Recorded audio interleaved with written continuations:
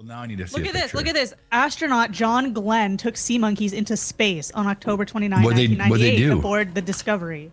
After 9 days in space, they were returned to Earth, and then they hatched 8 weeks. Oh, I guess they weren't alive.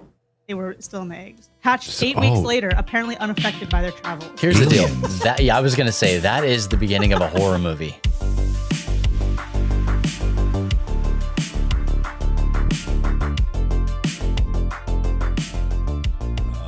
Tell us a little bit about your handle. Yo, why were you there? Let's start. Well, way back during LTN Con weekend, I played a hockey game. That's actually the last hockey game I played. That was a month ago. And in that game, right in the very beginning, a guy tripped me pretty hard, and I fell on my hand, on my wrist, and it didn't feel good. I went to the bench. I played the game. I scored a goal. Right, I scored a goal. That game. Yeah, we won. I don't even remember that happening. Maybe because I was airdropping people. Right. It's so many people thing. fell during that game. Yeah. So I fell early on, and the guy tripped me, and so I've just been kind of like ignoring it and hoping it got better. And I had that whole ear problem happen here not long ago, and that took a lot of my attention. And I thought maybe like it's just carpal tunnel. Like maybe I did the same movement for 16 years at Starbucks, and maybe it's just coming back to bite me. And just this past week, it's just been hurting really bad. Like anytime I put any weight on it or turn it the wrong way, or like if it's pressed on, it just is very painful. So I'm like, well, I'm just going to go quickly to the immediate care and have it checked out, because it's like the first morning that I've actually been able to like go, and like Bub and I were going to meet, and I was like, I still have time for this. I still have time to get there and get back. It's going to be an hour long at the very most. Well, it turns out it wasn't. You didn't even say that you weren't going to be there to Bubba? Nothing. I thought I was going to be back in time. Well, there was a point where you would know you weren't. I know that. And then I actually started typing on message. I'm like, I'm almost done. It's going to be okay. And I knew you were meeting with Radio Matt, and I was like, it's going to, like, I still have time. It's going to be, we still are all right. And then it got to the point where it was too late. And then I had to still sit there for 2 more hours. And I didn't want to be naggy. No, I should have just said it right away, and I didn't. I apologize. Oh, apologies. Long story short, long day short, I finally see the doctor and told her all the symptoms. My wrist is swollen, like where it hurts. And she came in and she's like, oh, yeah, like based on what you're saying and where it hurts and like how you're moving it and that's how it hurts, like I can almost guarantee it's broken. I'm like, okay. She's like, I'm going to x-ray this thing. I'm going to come back in here and tell you it's broken. And I'm like, I've never had a broken bone before. So we'll figure it out. I'm just kind of like ready to figure out why it's hurting. What? You've never had a broken bone? Never had a broken bone before. Not in all my days. Well, neither have I. Hockey. Not to like outshine all that hockey. So wait a little more. All that hockey. No broken bones. I would say the only thing I maybe broken, I never went to the doctor for, because that's like a common thing in my life, is I kicked my sister's desk one time chasing after her, and I busted my little baby toe, and I just walked on it and didn't do anything. So it may be broken. I don't know. It turned black and fell off, but like it wasn't broken. So after I finally weighed, she's like, I'm going to go get the x-ray machine warmed up. And I was like, oh my gosh, please just get me out of here. She comes back and I get 3 x-rays on this arm, and I go, and they're like, it's going to be about 20 minutes. We have to shift this off to someone else for them to read it and then come back and we'll let you know. And I was like, okay. I went back to the little waiting room, and they come in. She's like, you won't believe it. I'm like, I don't know if I will or not. She's like, it's not broken. Yeah, you're pregnant. Yeah, we found it. It's a baby. No, she's like, it's not broken. I had him run it 3 times because I just like couldn't believe it. She's like, I had him like double and triple check it because it should be broken, and it's not. I'm like, okay, what does that mean? She's like, well, it means you've probably either severely sprained it, or your tendon is either stretched or partially torn. And I was like, I kind of would actually rather have just can we go back to broken? Can we go to broken, please?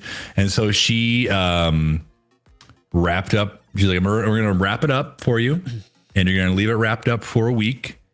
And if it doesn't start to improve, you're going to go see a hand specialist, and they're going to have to do some checks on your on your tendons and whatnot, and you may have to have surgery if it's torn. And so take it all off. What's a hand specialist? A handtometrist? A handectomy, yeah. Handectomy. Handectomy. Let's cut her right off. So I don't know what's going on. I told her that I needed to get it checked out because I wanted to play hockey on Sunday, and Erin didn't think it was a good idea. And so she came back to me and she said, we had talked about hockey. And she's like, well, I'm not going to tell you you can't play on Sunday, but you probably should ask your wife what she thinks about that and let her make the call. She's like, it's probably not a great idea, but you've been doing stuff on this for so long. I was like, yeah, gosh, I don't know. Yeah, I mean, what's the conversation? Oh, if I do this, I'll never write again. It's the left hand. You're not doing anything. It's left my hand, the right hand. It's my right hand. So you're gonna be left-handed. So how have you been writing this whole time? My fingers work. See, look at Matt, here's the thing, Matt. How much have you written in the last couple of weeks? I signed my name on some things, and it didn't feel good for what it's worth. Well, to do a signature, you could use your other hand. I'll use my mouth. Yeah, or use that. thumbprint. Yeah, or your foot. Use your foot to write. You're good. There's so many ways to validate you as a human. Like, you're good. Don't worry about it. Thank you. I did try to go and buy like a wrist brace, thinking that was going to help me. My hand and my hands are so big, like it just cut off circulation, and so it look like a boxer. I look like a boxer. You don't want to box me. They under the gloves. They do the yeah. You look like a bare knuckle boxer. There we go. I don't know. I'm pretty like stubborn. I don't go to doctors very often. So well, congratulations. Thought I would. I don't know. Obviously, your body's pretty stubborn too. If they're like, oh, it's a doctor, a medical professional says it's absolutely broken, and your body's like, watch. Oh yeah, I'll show you. Yeah. You're not my doctor. Yeah. Is Nobody tells me when I'm broken.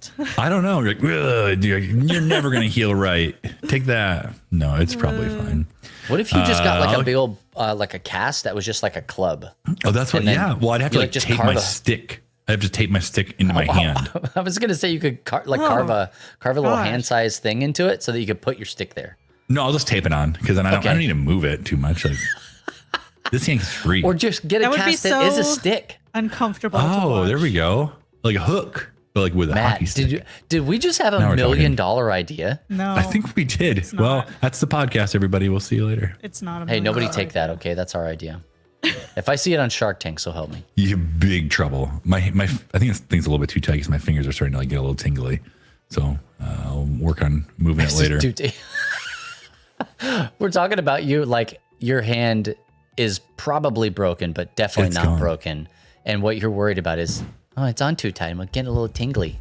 And you want to go play hockey, but it's like, this is uncomfortable. I just feel bad because I've missed so many games. Well, whatever. You're injured. Well, Matt's the captain.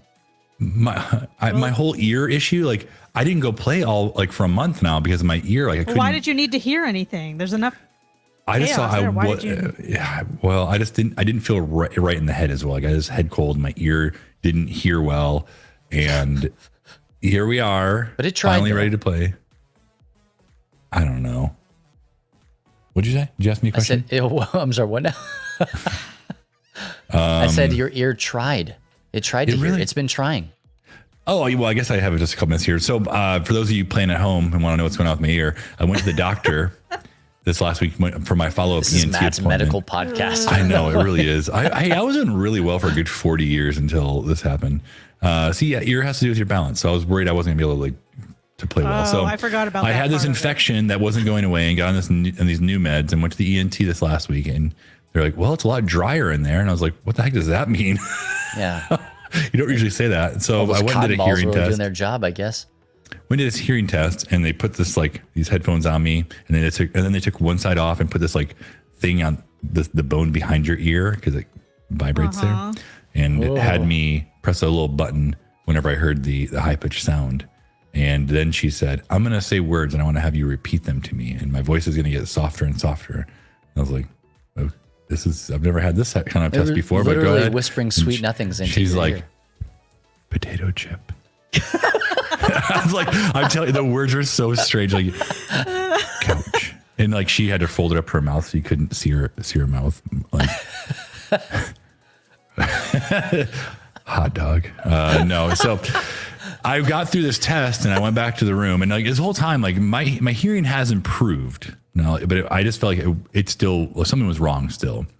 And the ENT doctor comes back in and she's like, well, looking at your, based on the sounds you heard, and like you have like this, like, there's like a line of like when the sounds are played and whether or not you press the button or not. And she's like, your right ear, that was my good ear. She's like, you can see it kind of drops off when it gets to the higher frequencies. Not surprised, went to a lot of concerts, probably can't hear a lot of those high pitched sounds. That's fine.